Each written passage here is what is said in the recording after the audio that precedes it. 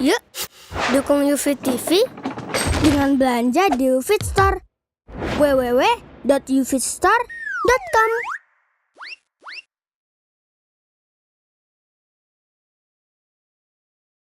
Ustaz, perihal yang tadi lawal hadis Ustaz, itu kan lebih condong ke perkara yang sia-sia, perkara yang jelek, akan muncul jargon dari kalangan musisi, sex, drugs, and rock and roll.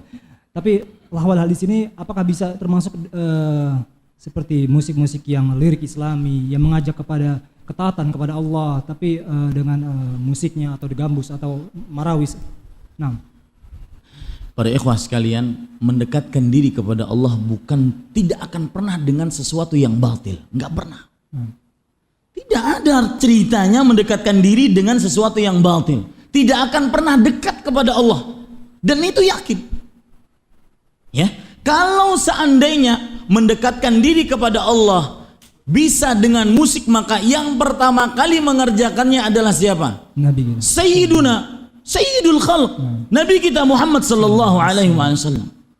Dan Rasulullah sallallahu alaihi wasallam pernah berkata kepada para sahabatnya, "Ama wallahi inni la atqakum wa akhsyakum lillah." Ketahuilah sesungguhnya aku adalah orang yang paling bertakwa dan paling takut kepada Allah Subhanahu wa taala. Rasulullah orang yang paling dekat dirinya kepada Allah. Tidak akan mungkin kebatilan menghasilkan kecuali kebatilan. Dan kalau ada disebut dengan musik-musik islami, maka para ikhwah sekalian dirahmati oleh Allah Subhanahu wa taala, ini penamaan perlu ada dalil dari Al-Quran dan Sunnah Nabi Muhammad SAW. Bagaimana bisa dijadikan musik kok islami sedangkan dia diharamkan? Hadis riwayat Bukhari yang para ulama diantaranya ulama besar di abad ke-15 Hijriah ini ahli hadis, Imam Muhammad Nasiruddin Al-Albani rahimahullah ta'ala mengatakan, jikalau di dalam Islam tidak ada pengharaman musik kecuali satu hadis ini saja sebagai dalilnya, maka lakafa, sudah cukup.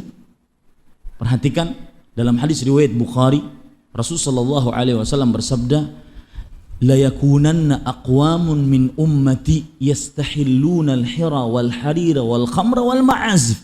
Sungguh akan benar-benar ada dari umatku orang-orang yang menghalalkan. Lihat kata-kata menghalalkan, garis bawahi baik-baik. Menghalalkan al-hira, perzinahan, wal harir, sutra bagi laki-laki, wal khamra, minuman yang memabukkan, wal ma'azif, dan alat-alat musik. Dari hadis ini pengharaman terhadap musik dari dua sisi. Yang pertama, Allah Subhanahu wa ta'ala, Rasulullah sallallahu alaihi wasallam menyebutkan yastahillun, menghalalkan. Berarti asalnya adalah apa? Haram. Jelas. Tetapi kejelasan ini sulit akan diterima kalau tidak paham tadi poin pertama. Kita ini budak Allah. Allah rajanya. Allah yang mengharamkan, ya udah sami'na wa ata'na, kita terima ya Allah. Makanya poin pertama tadi adalah modal kunci untuk sukses dalam kajian semua musik ini. Ya. Dan saya membantah orang-orang yang mengatakan kenapa tidak mengaji kajian tauhid saja. Kok judulnya lawang pertama kali kita pelajari masalah tauhid? Ya. Tidak akan bisa kita menerima ayat apapun, hadis apapun sebagai ancaman, sebagai larangan, kecuali ketika kita mentauhidkan Allah Subhanahu wa ta'ala. Ini para ikhwan yang dirahmati oleh Allah. Ini sisi yang pertama. Kenapa musik haram? Karena disebutkan dalam hadis yastahillun, artinya menghalalkan, berarti asalnya adalah apa? Diharamkan. Sisi yang kedua dari hadis ini terhadap pengharaman musik adalah Rasul sallallahu alaihi wasallam menggandengkan alat-alat musik dengan dosa-dosa besar. Yang pertama al-hira, perzinahan. Yang kedua al-khamr, yaitu minuman yang memabukkan. Dan apabila digandengkan dengan sesuatu menunjukkan kepada hukumnya sama. Kebanyakan dalil seperti itu. Seperti misalkan Allah berfirman di dalam Al-Quran, wa'budullaha wa la tusyriku bihi syai'an. Beribadahlah kepada Allah Subhanahu wa ta'ala dan janganlah kalian mensyirikkannya dengan sesuatu. apapun, wabil walidaini ihsana, dan berbaktilah kepada kedua orang tua. Bapak Ibu, saudara-saudari yang dimuliakan oleh Allah, para ulama menyatakan bahwasanya di sini terletak keutamaan bakti kepada orang tua. Kenapa? Karena digandengkan dengan menyembah Allah. Begitu pula di dalam hadis tadi terdapat keharaman musik. Kenapa? Karena digandengkan dengan hal-hal yang diharamkan oleh Allah. Paham cara pendalilannya?